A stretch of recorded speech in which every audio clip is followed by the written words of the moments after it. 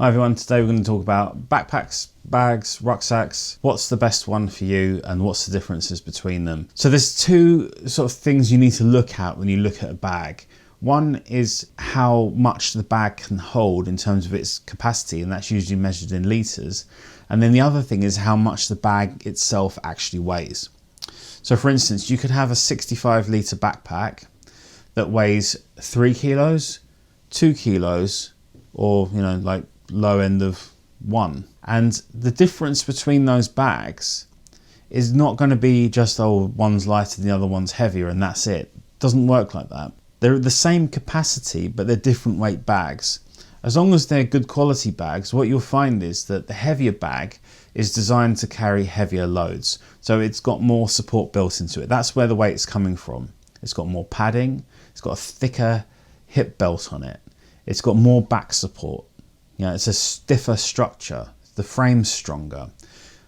Conversely, in the lightweight one, you'll find the opposite. It's got less support, it's got a less strong structure, and it's designed for carrying maybe bulky gear or a fair amount of gear that's quite lightweight. So you have to take into consideration not only how much volume you're carrying, but also how much weight you're going to be carrying.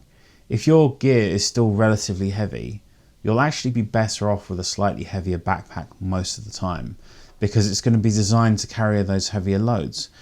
When you look at the manufacturers' websites, you can often see how much they're designed to carry if you look around properly into the specifications. But you can also message the manufacturers and ask them and say, look, what's the recommended maximum load carry of this rucksack? So when you're looking at your bags, it's important to understand that the capacity that the bag can carry and the weight of the bag itself actually corresponds to how much weight you can carry in the bag. For the majority of people, what they settle on is a middle range, middle sized bag.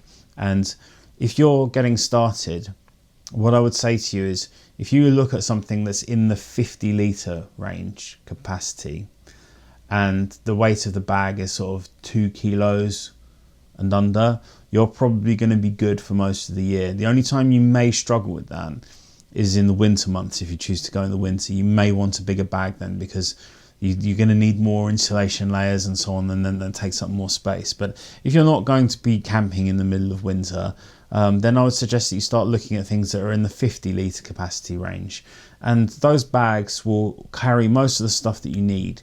And it's important for beginners to understand that when you first go, you're going to take tons of stuff that you don't need, and you're going to overload that bag. But when you start getting rid of that gear and carrying less and less and less, and start getting down to the things that you need, you're not going to need that volume, that capacity anymore. You're not going to need sort of like 80 litres or 65. You're going to be okay with about 50, something like that.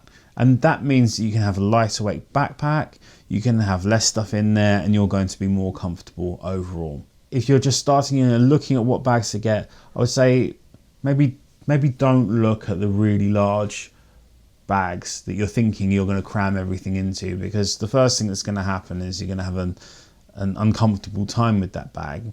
And then you're going to start realizing that you didn't use half the stuff that you took and you don't need it. And then you want a medium-sized bag, and all that stuff that you just bought is going to go and you don't need it anymore.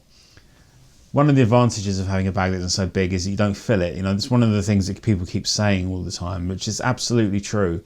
Like, if you buy a bag of whatever size you buy, let's say you buy like a 90 or 100 litre backpack, you will fill it. You'll find stuff to put in it and you'll fill it, and then you'll end up carrying it all. And if you get a smaller bag, you'll say, right, what can I get rid of? What can I get rid of? What don't I need? And I think for me, this comes back to that same old test of how to get the weight in your backpack down. And the best way to do that, in my mind, is to take all of your gear that you think you're going to take with you and separate them into two piles. In one pile, you put all the stuff you need in order to stay alive. That's literally like your sleep system, your food and cooking system. Technically, you don't even really need a cooking system if you had cold food, but like, let's just, keep it within reason. The stuff that you need to actually function, to stay alive. Everything else is luxury. And then you can see how much the stuff that you need to function and stay alive weighs. Yeah. And then you can start adding on a few things from the luxury pile. Stick the stuff that you need to stay alive in your backpack, and you'll find there's a lot of space left over, yeah? And all that other stuff, which is going to be probably a big pile of things, is stuff that you didn't really need, all the luxury things, yeah? Then you can start selecting some of those and sticking them in your bag and then seeing how that feels and then taking those if you need them. But I would definitely work along the mindset of what do I need and what do I want? Two different piles, yeah, two separate piles. Like for instance, one thing I say to people is like your camping table, your little fold out metal tables. You don't need that. You want it, but you don't need it. If you've got space in your backpack and it's not too heavy, by all means take it. There's no problem with that. But one thing I'd add as well is that if you're going to go camping under different conditions, for instance, you're going to go in the winter, but you're also going to go in the summer, but sometimes you're going to go with a partner, maybe you need to carry some of their gear for them as well. You're probably going to end up needing 2 or 3 different backpacks. In some cases 5, 6 or 7 even. Backpacks is one of those things that people tend to buy quite a few of for different scenarios, different situations, but you could start thinking of maybe having 2 or 3. Sometimes it's better to have something that's more specialized and right for the job than having a one bag does everything. So you may find that it's better for you to have a bag for the colder months, which is bigger and heavier, where you're going to need more gear, and then having a much lighter weight backpack for the summer months. So you can have a much smaller pack because you're not going to be taking as much with you.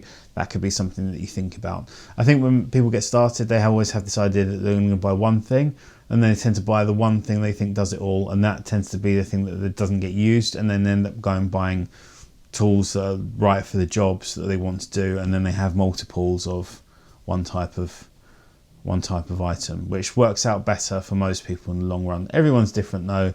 Everyone has slightly different needs. So you have to judge for yourself what you think's best. Anyway, I hope that was useful. If you like this content, give me a thumbs up. Maybe consider subscribing as well. That would be great. And I hope to see you in the next video. Take care. Bye bye.